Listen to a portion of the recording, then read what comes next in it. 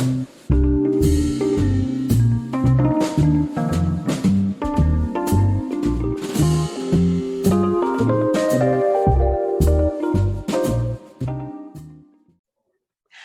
this is Regina Davis, NARUC's Director of Communications, and I'm here at the NARUC Summer Policy Summit in downtown San Diego. And joining me right now is President and CEO of EPSA, Todd Snitchler. Hi. Good afternoon. Thanks for having me.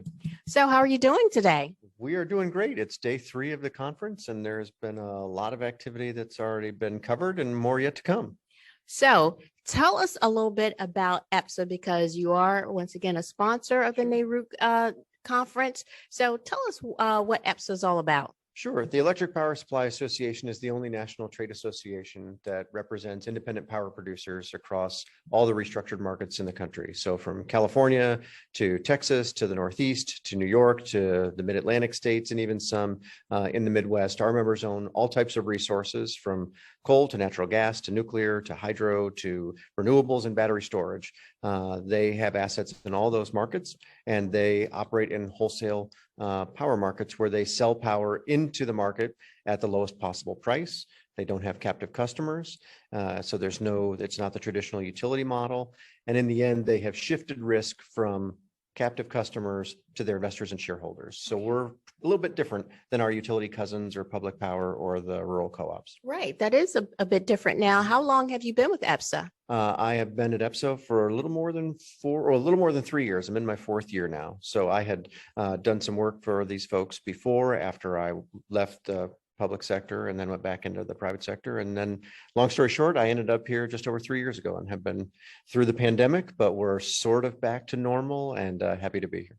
Okay, and you're a longstanding friend of NARUC's. Talk about that a little bit. Yeah, I have been coming to NARUC since 2011 when I was first appointed to the Ohio Commission.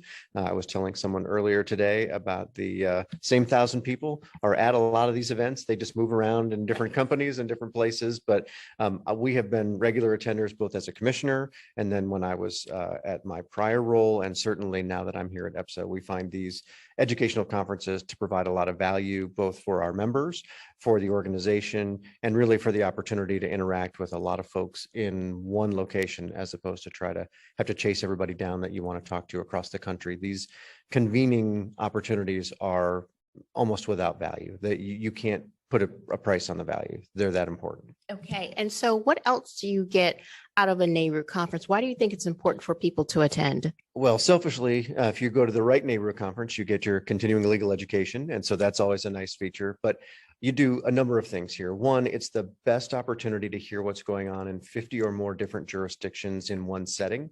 You can interact with commissioners that you either know from your prior life or people that you interact with now because of our members' assets and what we're working on, but also the opportunity to meet new folks and hear different perspectives about issues, because it's clear there's no one way to get there from here. And so hearing from folks who are dealing with it in a number of different venues and a different perspective with regional variations, it really helps to add to your understanding about some of the challenges regulators and frankly, companies of all types are facing around the country. Right. And there are a lot of challenges that folks are facing right now. What are you hearing? To be sure, there are. It's the energy transition. It's the cost issue. It's how are we going to manage the affordability of the system? But paramount above all of that, and I think it's been a common theme at this event, is how are we going to ensure the grid is reliable and we maintain reliability? Because without that, all the rest of it is academic. Mm-hmm. So you have to keep the lights on. There's a utility CEO who I think has the best description that says the first 7% of the economy comes from electricity. And without that, the rest of it doesn't make any difference, because if the lights aren't on and you can't charge your phone and you can't do your work, the rest of it doesn't really matter. Right. That makes a lot of sense. So it's been 2 years since we've all been together. So what's it like coming together again? This is, I think, has been great. There's been kind of a slow roll into the large meeting with some of the regional meetings having already taken place. But I think it's clear there is real interest amongst the attendees that they want to be back together. They want to utilize face-to-face communication. Zoom is a terrific tool. Teams is a great tool. WebEx, they all work, but it's not the same as sitting across the table from someone and having a conversation and being able to do that. I think people are really happy to be able to have that type of engagement. because I think it really provides some connection that you just can't get across a video screen. And so I think that's really helpful. Wow. Well, I really appreciate you taking the time to sit down and talk to me about your experience here. So is there anything else you'd like us to know? No, I think, as always, NARUC has done a terrific job of putting an excellent program together. We're always happy to support, and we will look forward to seeing you again in New Orleans in November. Yeah, we're all looking forward to that. And thank you again so much for your sponsorship. Sure. Thanks, Regina.